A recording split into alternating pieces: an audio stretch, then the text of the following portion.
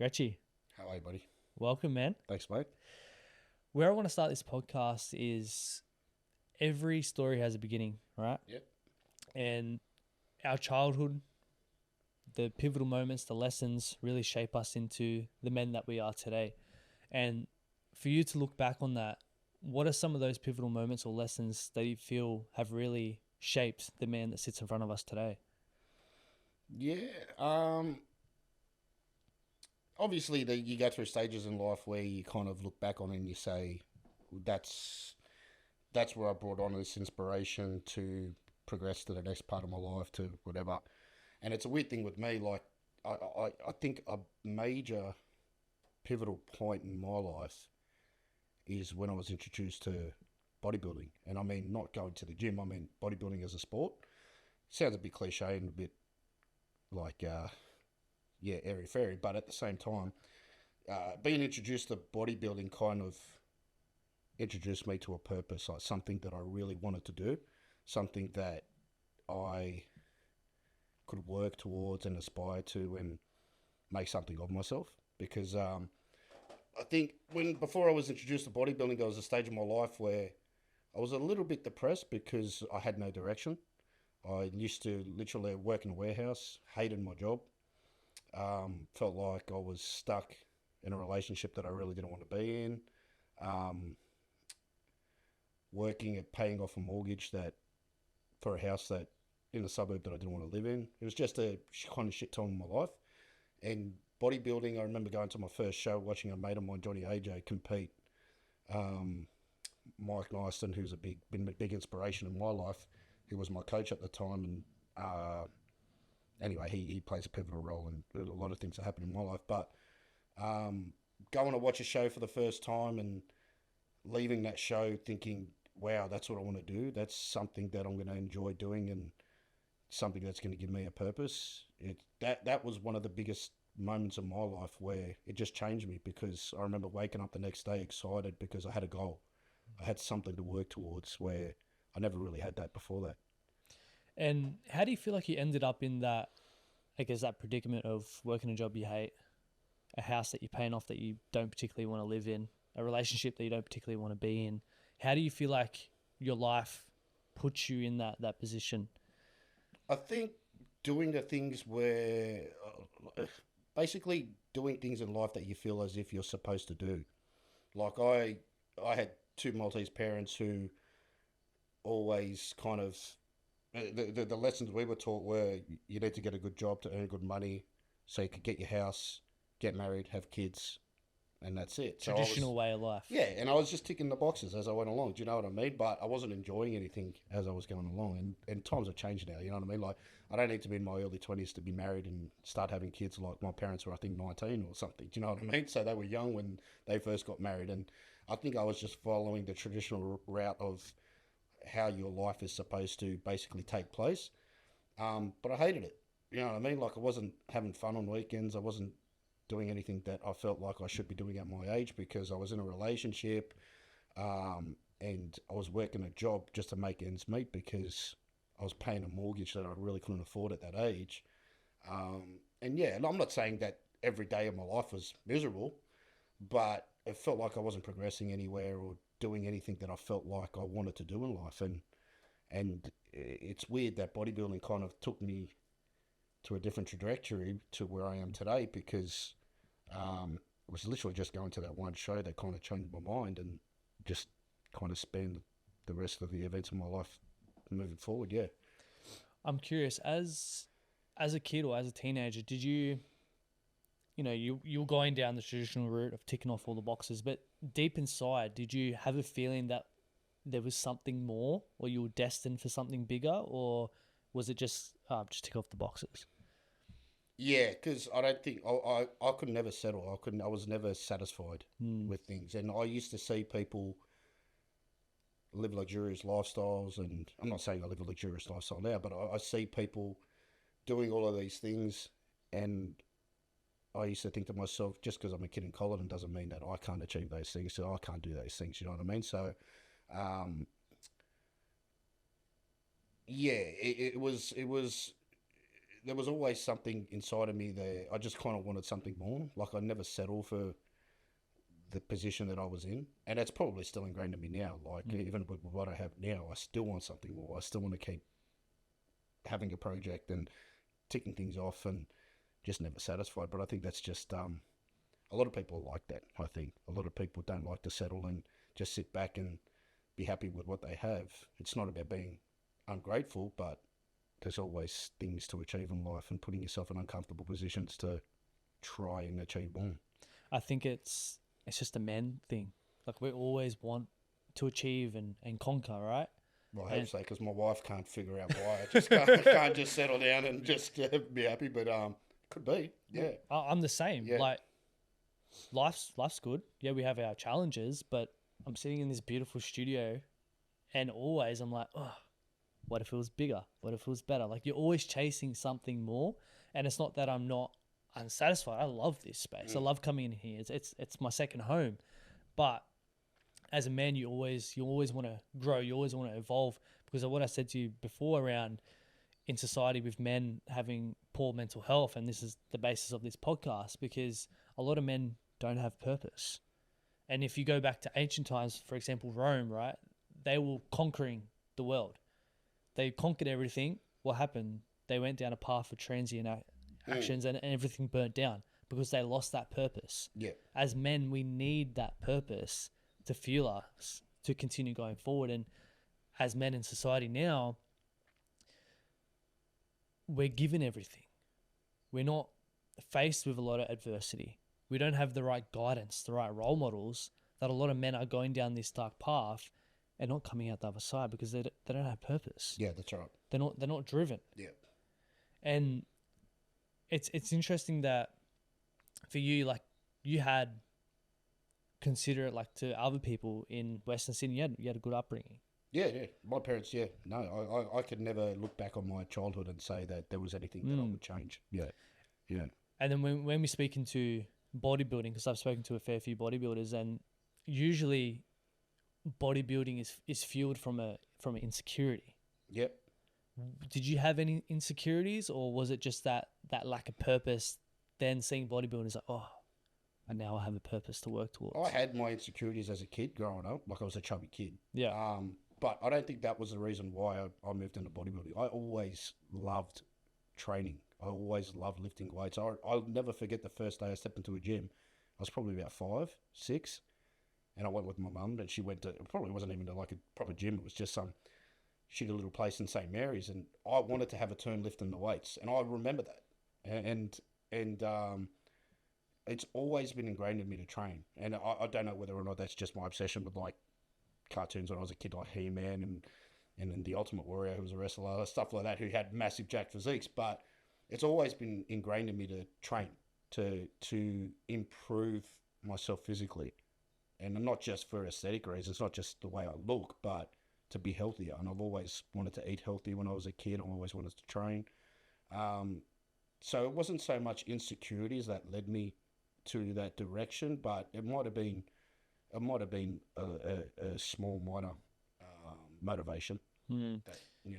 And what are some of the lessons that you've taken out of bodybuilding that have really shaped you into the man you are? We'll say discipline. Like, as a kid, my dad wasn't the best motivator when I was a kid. So How so? it was just he was. I think a lot of his parenting skills came from probably the way he was brought up too. Do you know what I mean? So he was a good dad. Don't get me wrong, he still is. He's the best dad ever. But like, let's say, for instance, with sport. So if I had a good game or whatever sport I was playing, he'd be silent in the car on the way home. He wouldn't say a word. If I had a bad game, I'd be knowing about it the whole way home, like just yelling, screaming. And I was that kid where, like, say for instance, I was playing soccer. If I was a goalkeeper, and I was the goalkeeper, he'd stand behind the goalposts, telling me which direction I should. Wouldn't even stand on the sideline to let me play the game. You know what I mean? Like, how much more pressure does he want to oh, put mate, yeah. But like, he never really gave me any type of motivation to keep going or whatever. Just kind of like literally used to make me feel like shit at some points when I was a kid playing sport, call you hopeless, blah, blah, blah. But then when it was my first competition, my first bodybuilding competition, he came to watch. And I remember we had a family event that day, and it was a 2-show format, so it was a morning show and an afternoon show. We had a family event on that day. He came and watched the morning show and was like, wow. Like, I could see him in the crowd, like, standing up, so happy. And then came back for the afternoon show. So scrapped the event, whatever family event was, came to the afternoon show. And then I won.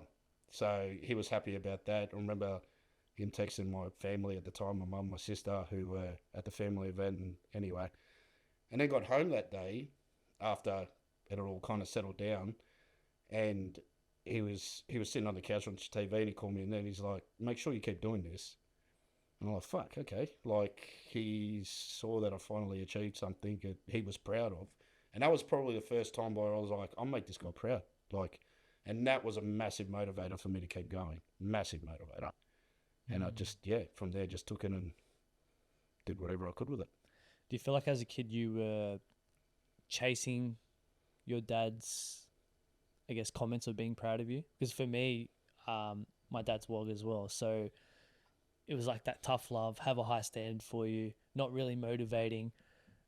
And I was always like doing things to make him proud of me. And it was so hard to get that out of him.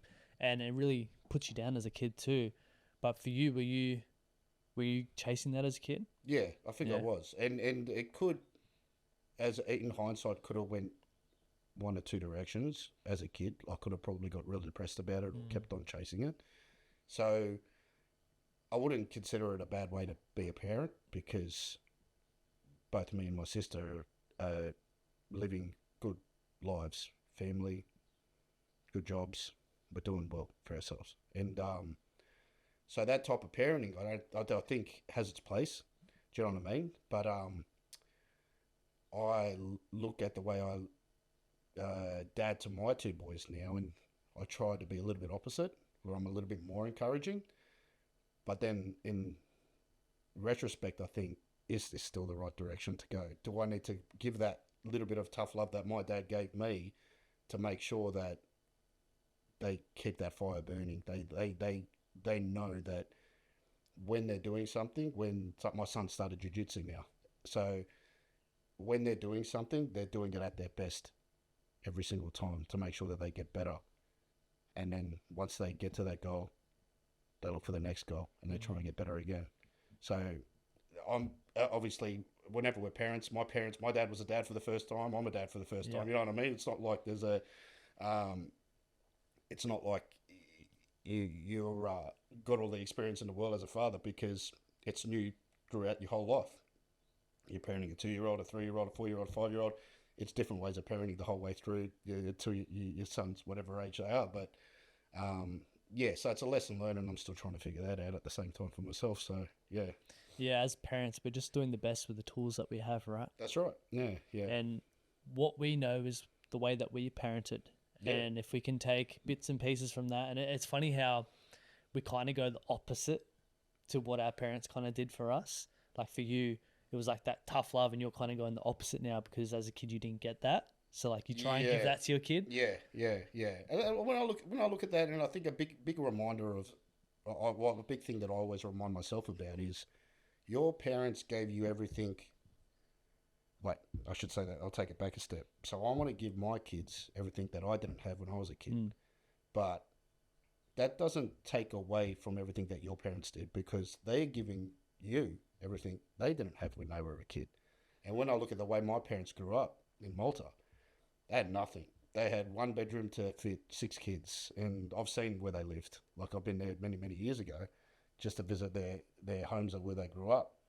And their lifestyles were so different to what they are now. So the life that they've given me and my sister is so different. It's probably considered a lavish lifestyle to the lifestyle that they lived growing up. And me wanting to give my kids more than what I had doesn't necessarily reflect that I had a bad childhood. Do you know what I mean? Because my parents still gave me everything that they possibly could. and I mean everything they possibly could, and more. And they obviously provided me and my sister with a life that they didn't have when they were kids. So yeah. Yeah, we always, as I said, coming back to, we're always growing, we're always evolving. Yeah. And it's not saying our past is bad or the way our parents raised us is bad. It's just like, as a parent myself, I would want my daughter to have a better life than I had. Yeah. So for me, I was like, go out there, chase your goals, grow, because that means I did a good job and I didn't hold you back. Yes. Because you see some parents, they kind of, they feel bad about the position they're in life, so they hold their kids back to feel better about themselves. Instead of going, hey, go out there, be better than me, achieve your goals. I don't want you to live how I lived or how we lived growing up. And I think that's so pivotal as a parent, is to always want more for your kids. Yeah. My wife is very different in a sense where she would quite happily have our kids live the life that she lived. And she how can I say, she gets satisfaction from much simpler things in life than what I do. And that's not saying she's simple in any way, but it's more the fact that she can take the kids to the beach. She lived on the Central Coast. She grew up on the Central Coast. Taking the kids to the beach, going for bushwalks with them is exactly what her parents gave her. And that's what she craves, giving the boys. Do you know what I mean? And I love that because it kind of, there's that balance there where if I'm going to be that parent that's kind of like pushing my kids into jiu-jitsu, all right, you need to do this sport, you need to do that, blah, blah, blah, blah. I'm just trying to help them develop as kids, as boys, and then eventually as men, where she's showing them another side of life where it's a lot more calming and a lot more soothing, which hopefully will give them that balance in life and they can see both. Yeah. Yeah. Parenting's interesting, finding that kind of fine balance, isn't it? Yeah. It's fun though. It is. Definitely it's good fun. I wanted to take a step back. You mentioned that bodybuilding show that your father attended and he was in the crowd cheering. Yeah. Talk to me about that moment where, your whole upbringing, your whole life up until that point, you've never really seen him like that or seen him say, son, I'm proud of you, keep doing this thing. How does that make you feel? It felt like for once I was actually really good at something. And in the whole lead up towards that show, he saw what I was doing and he was kind of not trying to push me away from it, but he could see that I was suffering because I was actually working hard to.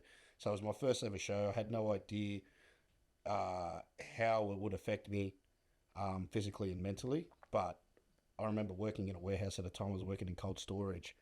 And like I said, shit job, I hated it. And I used to start at 5 a.m. So for me to get up and do my cardio, I was up at 3. And my prep was in the middle of winter. So I'd literally get rugged up, go for a walk for an hour in the morning, get back home 4, get ready.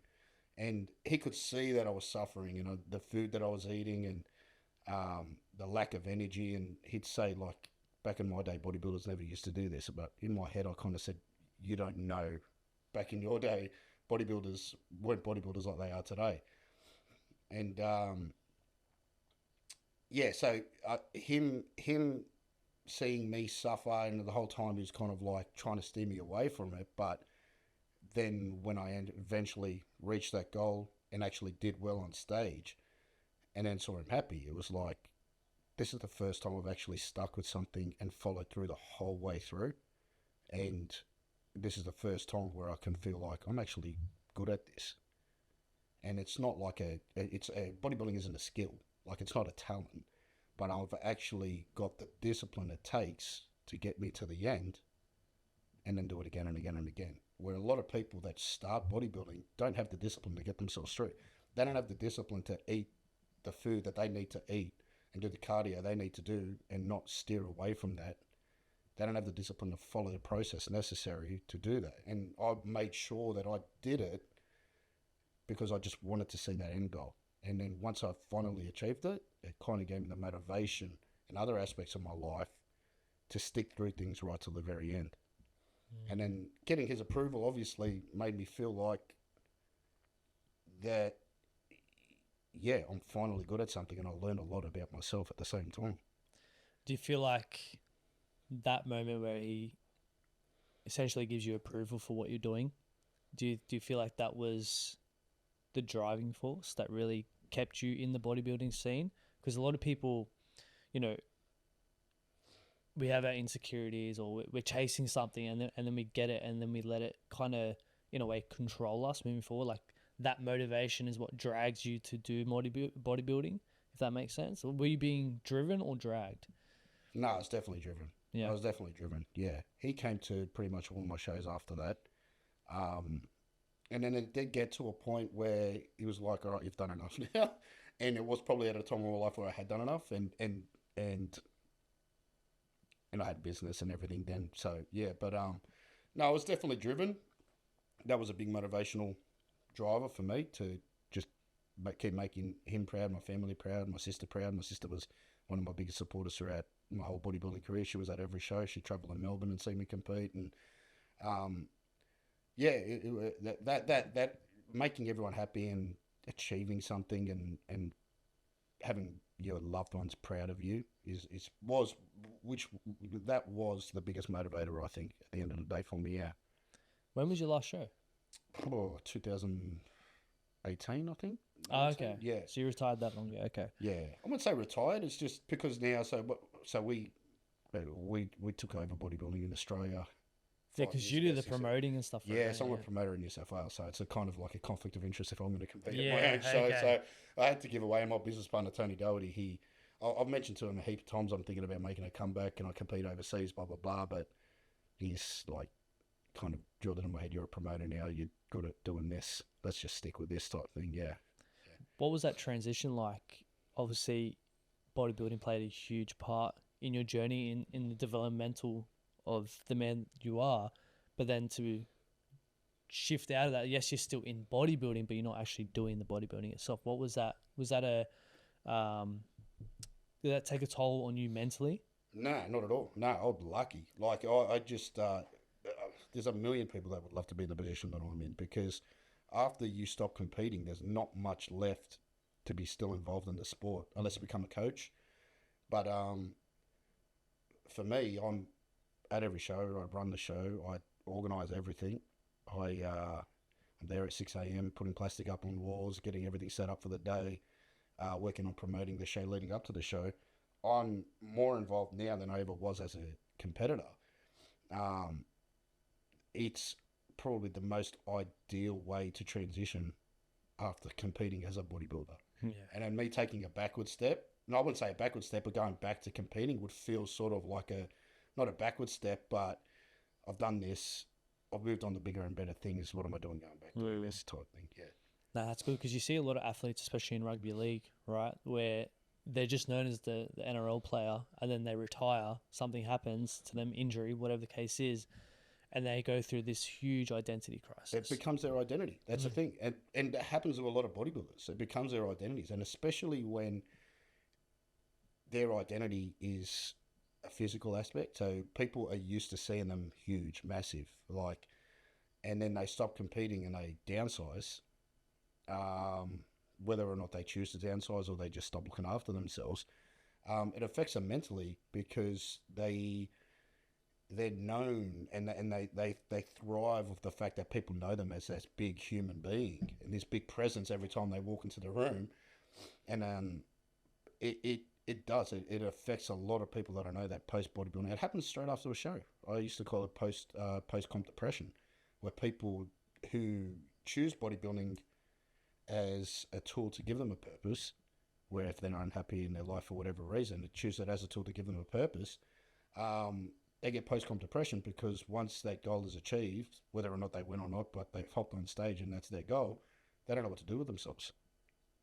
And for me, mentally, I used to have to switch off straight after a comp, because I was so narrow-minded and so tunnel-visioned with what I needed to achieve. Bodybuilding came first, everything else came second.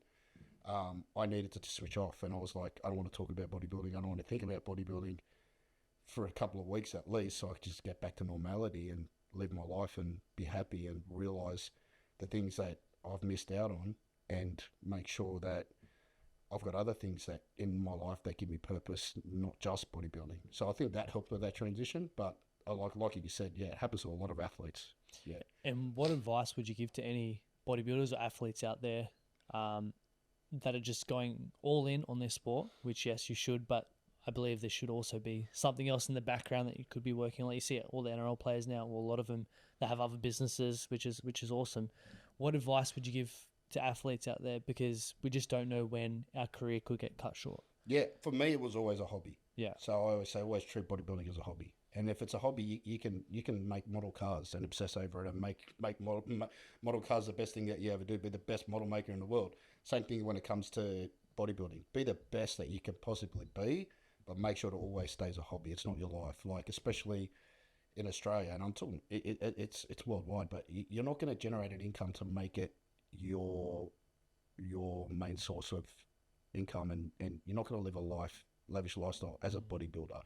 You need to think of other ways, and you can use bodybuilding, but you need to think of other ways to gain a purpose. But make bodybuilding your hobby. Don't make it don't quit your job. I've known people that have quit their jobs to bodybuild, and they had to set up GoFundMe accounts to fund their bodybuilding trips overseas. And I'm like, you're not going to get other people to pay for your shit. You need to. It's a hobby. You work, you pay for it. You're choosing that hobby. You do what you need to do. But always treat bodybuilding as a hobby is the advice that I would give. And I think it's so important to use that platform to build a business or build a personal brand off the back of it too. It's so important as athletes when you are in that limelight, when you are on stage, when you are on TV or whatever the case is, all the eyes are on you. And I think that's the best opportunity for you to build something off the back of it instead of waiting. Yeah. A lot of people kind of let it get to their heads when you talk about that limelight too, and they can consider themselves influencers and blah, blah, blah. Keeping a very humble approach, I think, is a big thing too, because that humble approach is going to aid them in using it as a platform to build businesses moving forward. Enjoying the process too and enjoying the whole thing that it is will help you monetize it, I guess, and then turning it into a business moving forward.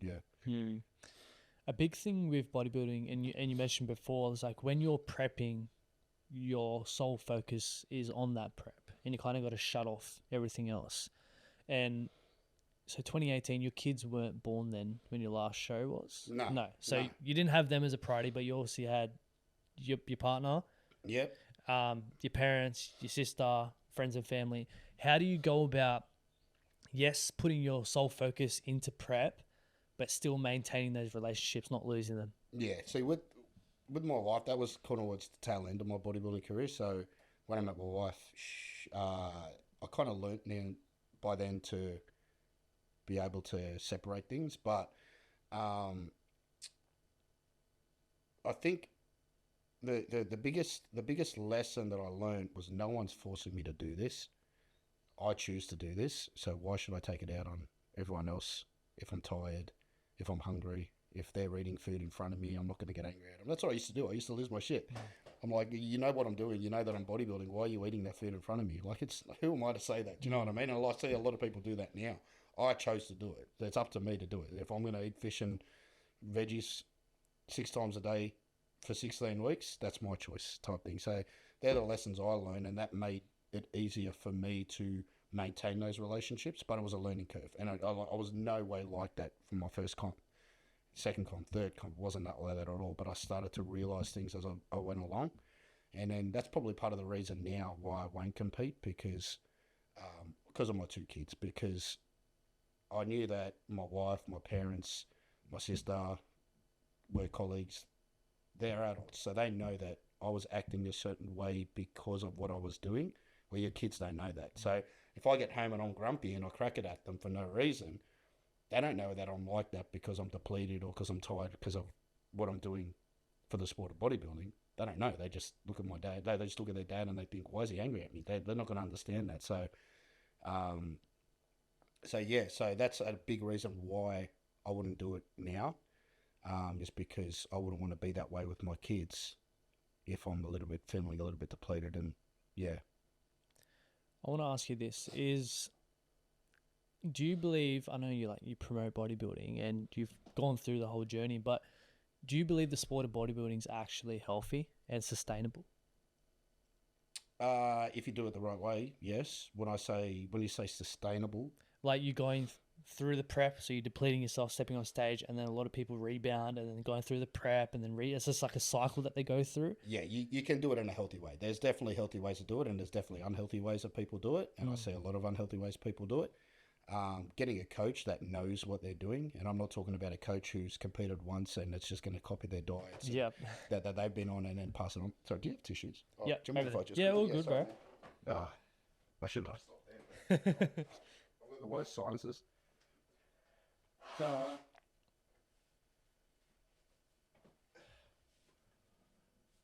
Sorry, what was the question again? Is bodybuilding healthy and sustainable? You just got some on your beard. Tissue? It's not. Is it really? That's all right. It's gone now. Is it short? Yeah, all good. That happens all the time with the beard. Eh? You're talking about finding a right coach.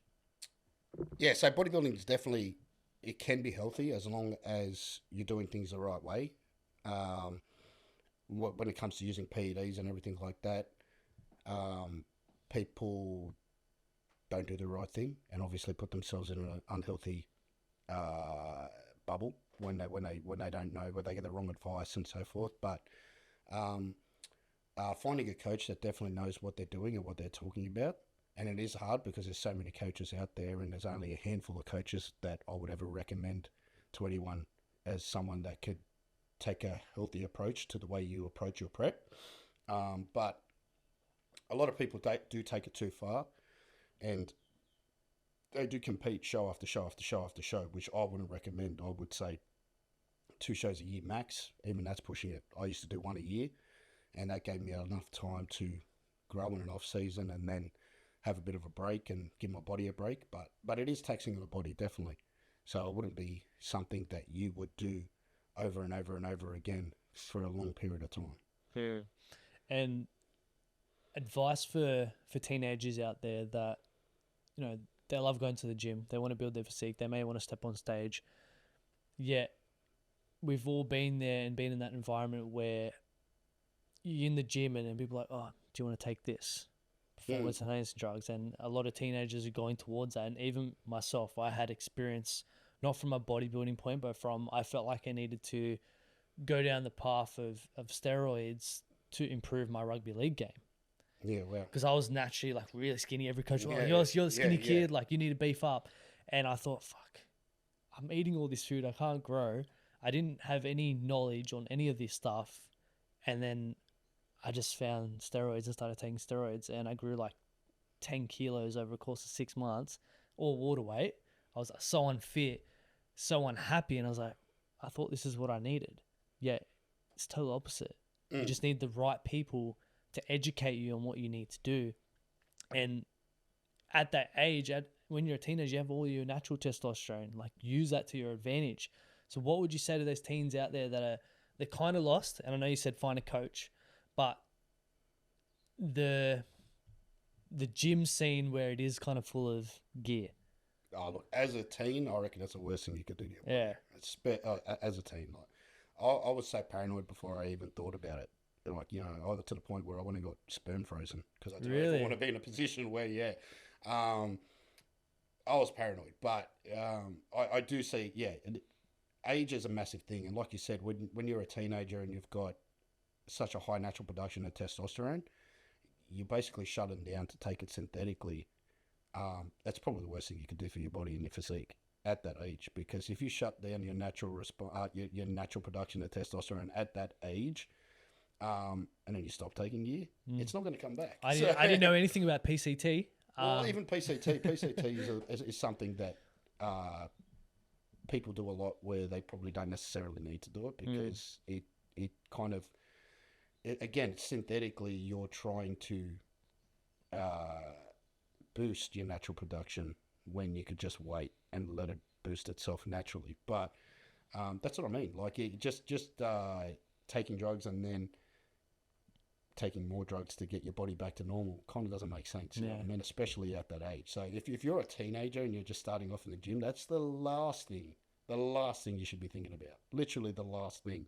Worry about training and figuring out technique and what exercises work best to isolate certain muscle groups and you work on your nutrition and your supplementation, and there's so much thing. Your sleep, your normal everyday habits of life before you even think about going down that track, because there's so many different tools that you could use that could help you improve your physique, especially as a teenager. I wish I could go back as a teenager now, and me knowing all the things that I know now, I'd change so much. But, and I'm not saying I did anything bad as a teenager, but the things I know about nutrition and supplementation and sleep and rest and everything like that. If you could, if you're a teenager, worry about those things before you even think about going down the dark side and following that path, because it's a path that could potentially ruin the potential that you have as a natural athlete. Yeah. I found out the hard way, obviously. A lot of people do, man, and people make mistakes. That's the thing. People make mistakes, and no one can really judge anyone for that, because like you said, so many people are influenced by what they see in the gym. And if they see the biggest guy in the gym, you know what I mean? Genetically, he might be a freak, but they think that he achieved what he achieved because of what he's taking. And that might not necessarily be the case. He might have been ticking all the boxes and just use a real minimal amount to help supplement his gains. But people don't know that at that age, and that's the thing. And then if someone's trying to push it in the gym, it's probably someone that's trying to make a bit of coin at the same time. So... and especially when it comes to sports like rugby league and that, that makes no sense, because rugby league, physically you want to get bigger, but that's a skill sport. That's you can be the biggest player on the field and still be a dunce.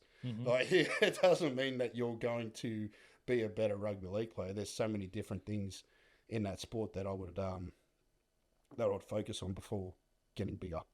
Yeah, and that was honestly getting off it and then not doing PCT and just crashing. That was probably the worst feeling in the world. Like, if you want how old were you? Oh, 16, 17. Wow. Yeah. That was young, man. Yeah. Man, I was still playing G.I. Joes in the bath when I was 16. Wow, man, that's young. Yeah, I was wanting to crack all the rep teams. I thought this is what I needed to get to that next level. Took it, didn't make the next level, and felt like shit. I was like, there you go. And then ended up with a bit of gyno in one of my pecs. That's another thing too. Yeah. Like, people don't realise the side effects, not just when it comes to the natural production of testosterone, but like the physical side effects. Especially if they're trying to use it as a tool to improve their physique, that there's obviously ways that it can be a detriment to your physique at the same time if you don't do it properly. So the worst thing about it was I bought that shit using Bitcoin. Imagine if I left my Bitcoin in there, I would have been rich by now. Yeah, but Bitcoin's worth shit these days anyway. So yeah, wow, yeah.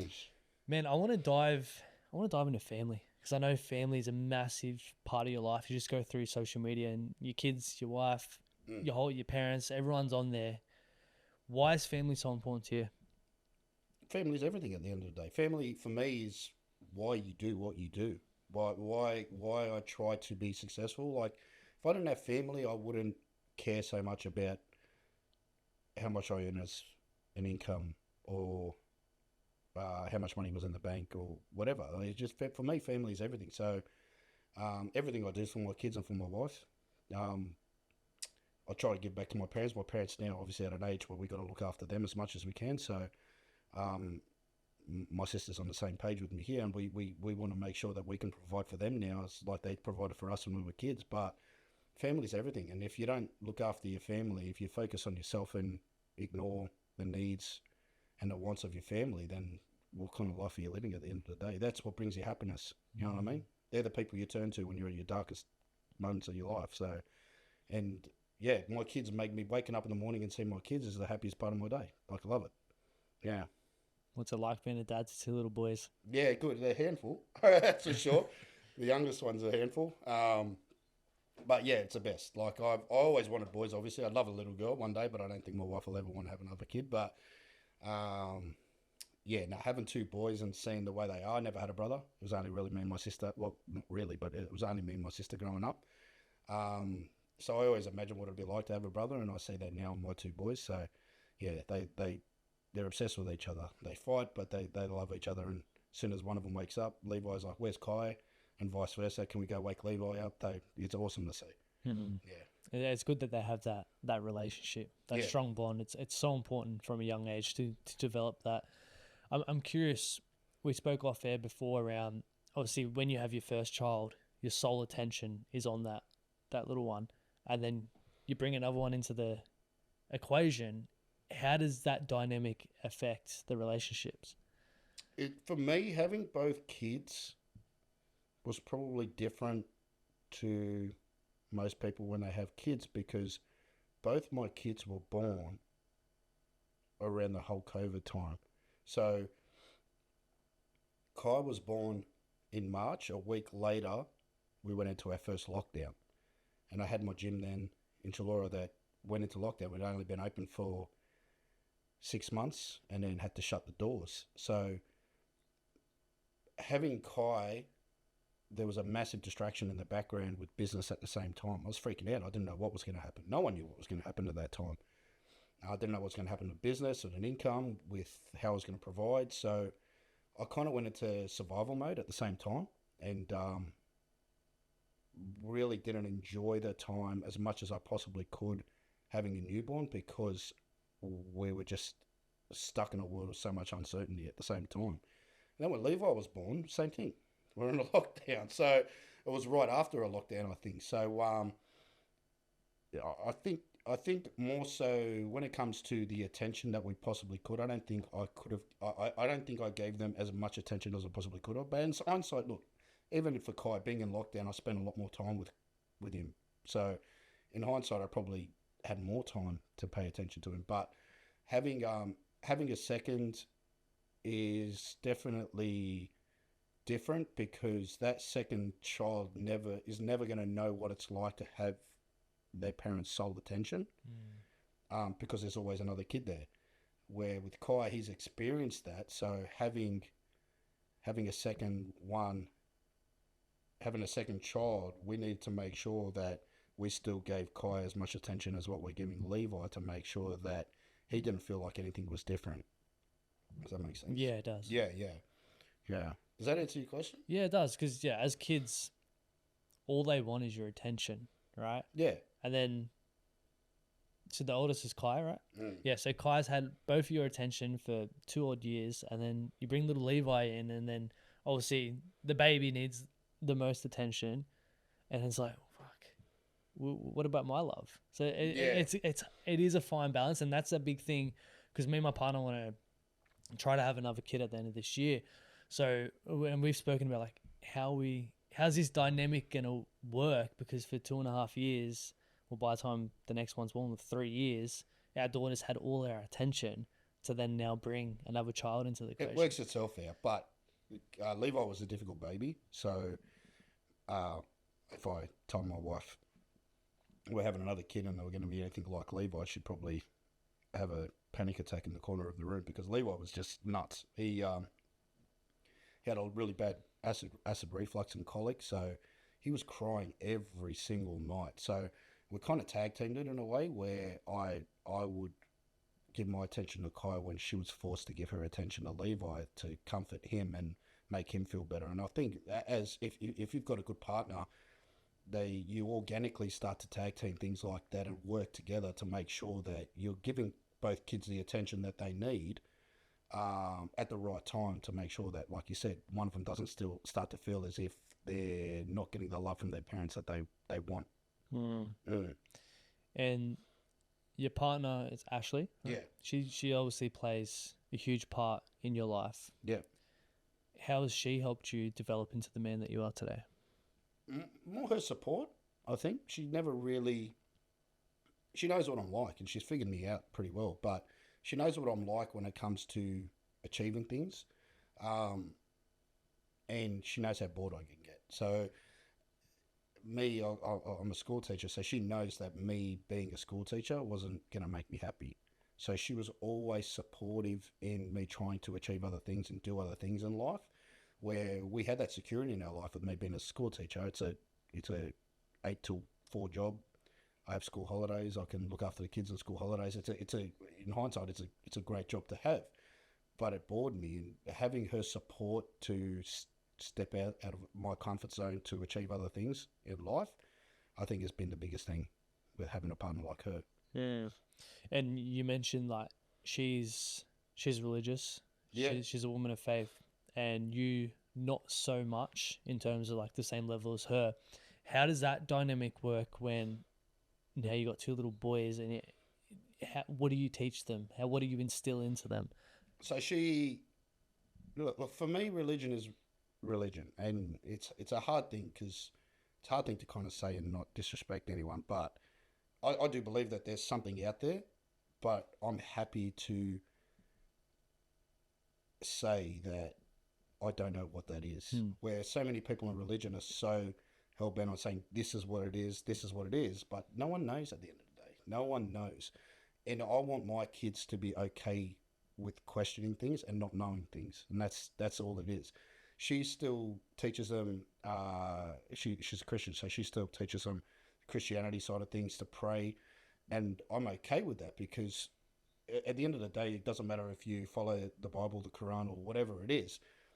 All of those books of faith teach you to be a good person. And if you're following whatever book it is the right way that it's supposed to be followed, it's just teaching you to be a good person and to do good things in life and to be good to your family and to not steal and to not rip people off or kill or whatever. You know what I mean? You follow the 10 Commandments, you're going to live a good life. It doesn't matter if you're in that direction or that direction. I'm not saying to be a religious fanatic, but at the same time, I've got a lot of respect for religion because people that do follow religion the right way are always good people. And I'm not saying that I've got a Bible at home that I'd love to read it because I want to know as much about religion as I possibly can to teach my kids the right way to live life. You know what I mean? And whatever path they choose to go down is up to them at the end of the day. But I want them to feel comfort in knowing that they don't know. You know what I mean? Where it's like as a kid, when me and my sister went to church every single weekend, like my parents are heavily Catholic. So we went to church every single weekend and I would feel guilty if I questioned things. Like the story of Noah's Ark. I used to think I was a kid. Like I always used to, like most kids would just listen to that story and think, okay, he got two of every animal to walk in the ark. And I'm like, how the fuck is this guy getting two of every animal to walk on a boat? Like, how is that even happening? You know what I mean? And I want to teach my kids, like, if they question that, it's okay to question that. It's not so much the actual story, but it's the message that the story is giving you. And to look beyond the story and think about what lessons have you learned from hearing that story. And if you're having someone teach you that this actually happened and this is historically something that happened in life, if you question that, it's okay to question that because he doesn't know that for sure. And it's okay to think, it's okay to not know, basically. But yeah, whatever they choose to decide to, whatever they choose to believe in at the end of the day is up to them. Yeah, I definitely agree. We need to question. Yeah. Because without questioning, we're just going to believe everything that a book or someone has told us. Like most of those books are written hundreds of years after the actual event. So how are we to know? Do you know what I mean? And that's not, like I said, if you believe everything in those books, I'm completely okay with that. And I'm not saying that the scriptures and the stories written in those books have no value. But if you question something in those books, I think the biggest scholars in every type of religion, even the fanatics, they study the scriptures, they study the messages behind each story, to know the true value and meaning of that story. And I think that's an important thing. Like reading the Bible isn't just reading a story and taking it for face value. It's the message behind that story. I think every single story has a message, and that's what I want to teach my kids. What did you learn from that? What values in life? How did it teach you to be a better person? And when it comes to religion, I've got my wife that'll back them up and teach her whatever she feels like she needs to achieve. But she has the same mindset. She wants them to be good people, and religion is a big part of that, I think, at the end of the day. Yeah, there's plenty of lessons from reading those books, and everyone's going to have a different perception of what they get from those stories as well. And it all comes back to the end of the day, being a good human, doing good deeds, and having faith that there is something higher up there. Because we've spoken before about men's mental health and the suicide rates. And what I believe is, one, yes, lack of purpose, but two, when we are hit with that adversity, as men, we're feeling like the world's on our shoulders and we're the only ones that can lift it off. But if you have some level of faith or hope that someone's out there guiding you and helping you through this, like, yes, you still have to do the work, but if you have faith in your corner, like, that adversity is going to be a lot easier to get through, if that makes sense. Like you go to the beach and you look at the ocean, you realize how insignificant you are, and it humbles you. You go out to, like, because of all the shit pollution now, you can't really see the stars. But if you go out somewhere rural or wherever where you can actually see the stars and you can stare out into the stars and the sky, again, this is going to sound a bit cliche, but it humbles you, and it makes you question whether or not this is all we are. You know what I mean? And you'd be naive to think that there's nothing else out there when you know how big the galaxy is and how small the Earth is in comparison to how small we are on the Earth. Like, we're a blip on the radar when it comes to how long we've been here in the eternity of time. Do you know what I mean? So to think that there isn't something else out there is just naive, in my opinion. Like, you're just stuck in your bubble. That's like leaving Penrith and saying that there's no other suburb outside of this. You know what I mean? Yeah. And it's a great perspective to have, to realize that we are just a small dot in this world. We are. Yeah. We're stressing about so many different things. How do you deal with stress and adversity? I always look at ways where my life could be worse. That's a big thing. Like, I see people stressing out about things, and I think, the advice I give them, I was like, do you realize how much worse is happening in the world right now, and this is what you're stressing out? Is this really matter at the end of the day? And I try to use that perspective a lot when I look at my life. Like, I don't stress much now because of that mindset, because I realize how much worse people have it off in the world. And, like, people in positions like you and me, like, we're in the, like, top 1% of income earners in the entire planet, we don't earn a lot of money, but I think it's like, statistically, if you earn over $40,000 a year, you're in that top 1%, and that shows how much poverty there is in the world. I could be wrong, don't quote me on that, but I heard that's a statistic somewhere.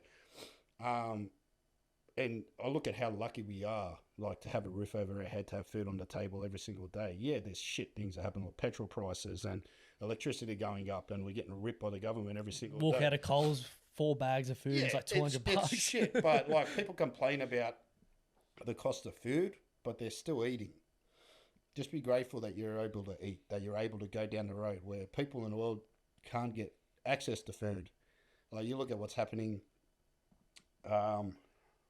in Palestine right now. Do you know what I mean? Like, it's like, you can't ignore that shit.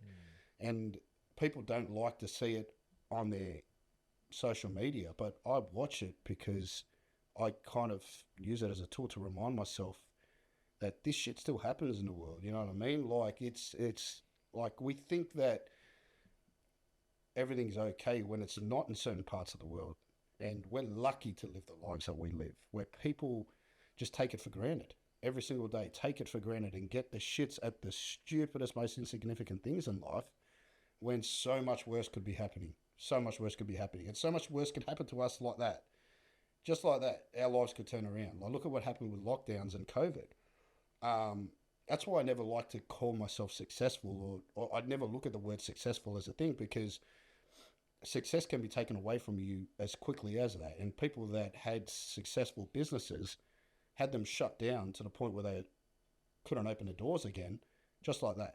And that could happen any day. And that should be a reminder in every day's life to don't take what you have for granted, and just appreciate everything. And don't complain about the dumb shit that happens to you every day, because we're lucky to live the lives that we live. We're lucky to be here, so make the most of it.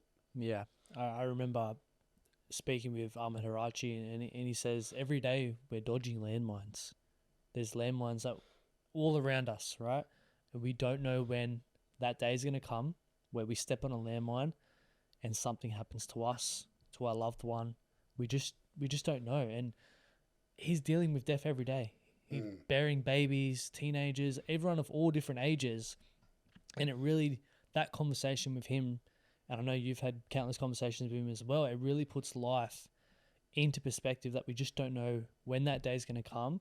We have to live in the present, not stress about stupid things, and really focus on what we truly value. And I know for you that's family. Yeah, yeah. Ahmed's a very special man because not a lot of people, and myself, I'll put my hand up, can't be reminded about death every single day the way he is. He works with death every single day.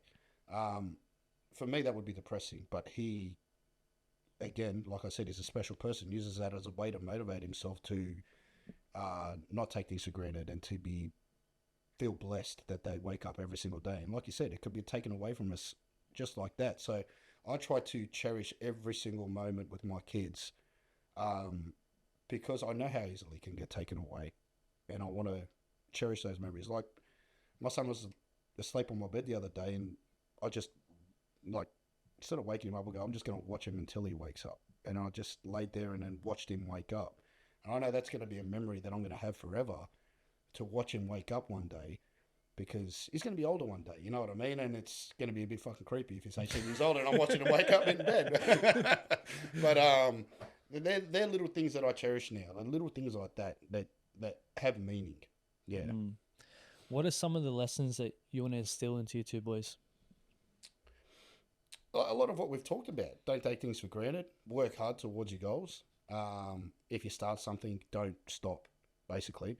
So I never want them to ever take on a project and not finish that project, because a lot of what I've achieved in life is because I kind of developed that testicular fortitude to make sure that I kept on going rather than giving up halfway through, which was something that I used to do a lot as a kid. And to be a good human, be good to people. I know that whole saying, treat people like you want to be treated yourself. Yeah, that has merit. But just be good to people and not let bad people drag you down or change the way you are. I'm curious, I know you boys are only young, but have you thought about or had the conversation about that period in their life, the teenage life, where they're going to transition from boy to man, and how you're going to kind of deal with that or parent them through that? Nah, they're way too young. My kids are just obsessed with Hot Wheels at the moment, so that's a conversation that's a few years away, I think. But I've thought about it myself, and I think that's going to be another one of those things where it's going to be a learning curve for myself and obviously for my wife too, and how we deal with that. I think that's when, I think the biggest role model in their life right now is their mother, because that's what happens when you're 2, 4, 5, 6 years old. And then even my wife says one day that they'll start to look up to you a lot more than they look up to me, because you're the male role model in their life. So I just need to make sure that I'm setting the example for both of them as the men they should want to grow up to be. And I need to do that with whatever I do in life. So I've got to make sure that I'm treating their mother respectfully in every way I possibly can, because if I disrespect my wife in any way, they're going to think that it's okay. You know what I mean? So they're going to grow up thinking it's okay, and they'll do that when they're teenagers one day. So I've got to make sure that I'm constantly setting examples for them, so they don't think that it's the normal way to be if I'm doing something that's not the right way to be. Do you know what I mean? So yeah. If they hear me swear and then they swear, I can't kind of tell them that they shouldn't be doing that if I'm doing that. And that's like it. My kid said something bad at school the other day and got in shit for it. And I said to my wife said to us, we need to watch the way we speak around them, obviously, because they pick up on things so quickly, and they're sponges, man. They learn everything from their parents, and so I just got to make sure that we're setting the right examples the whole way through. Yes. Yeah. It's even the other night when we were watching the Origin, and my partner, he was like, oh, fuck off. And then my daughter just copies him. Yeah, man. And we look at each other like, shit. Well, ours was, I don't know why, like, my wife will blame me, but I'll blame her. Like, the Gorillaz song, like, I used to love the Gorillaz when I was younger. And my kid loves the songs because the film clips are cartoons, but they swear in the songs, but he screams for it at the back of the car every single day. So we put the song on and he says motherfucker once during the song. My wife tries to turn the music down. But my kid, Kai said motherfucker at daycare the other day, and my wife told me, and he knew he said the wrong thing. He knows he's saying a bad word, but yeah, we just got to be a little bit. Well, that's what happens anyway. That's I remember swearing the first time when I was a kid. I thought I was a mad rebel. The fun and games of parenting. Yeah, no, it's good. It's good fun, but it's like, people don't like if people don't want to be parents. That's completely up to them. That's a life decision that they can make. But your life changes when you have kids, and I know everyone always says that, but it gives you a whole new perspective on life, and your whole world turns upside down, but in a good way. Definitely. Yeah. And what we we're just speaking about rolls into, we have a closing tradition where the previous guest leaves a question for the next guest. So the question for you, Mark, is, are you currently doing the things you should be doing to be the person you want to be? Yeah, 100%. Yeah. Can't remember, do you know Chris Bumstead? Yep. Chris Bumstead was on a podcast not long ago, and he spoke about how he carried a photo of himself when he was a kid. And he looks at that photo of himself when he was a kid to kind of check himself to see whether or not he's become the man that kid would have wanted to be when he grew up. And he got emotional when he was talking about it. I'm like, that's a mad thing to like look back on. Because do I look back at when I was a kid, when I looked at what I wanted to be when I was my age, even though when I was a kid, that 41 was like an old man in my eyes, but have I achieved the things? And 100%. All I wanted to do when I was a kid was own a gym. I said that from such a young age. I'm doing that now. I used to love blondes when I was a kid, and I got a hot blonde missus. I'm doing it right there. And I've got two awesome kids, and I'm doing everything that I've always wanted to do. I love my life. I honestly do. I've achieved so much. I'm achieving so much more, and like I said, things. There's no point in life where I ever look at unrealistically and think that things can't ever get taken away from me. Yeah, they can, but I'm happy with what I've achieved so far, and where my life is headed, in the direction that it's headed. And as long as everyone stays happy and healthy, then I'm happy. And you're just a little boy from Colleton, eh? Yeah, a little fat kid from Collo. Yeah. It just goes to show that anything is possible. No. I've got a lot of mates that I grew up with that are very successful now. So I don't think any of my friends growing up were ever handed life on a platter and kind of had to work hard towards whatever they wanted to achieve. And a lot of people ended up steering in the wrong direction. A lot of them have passed away. A lot of them are in jail.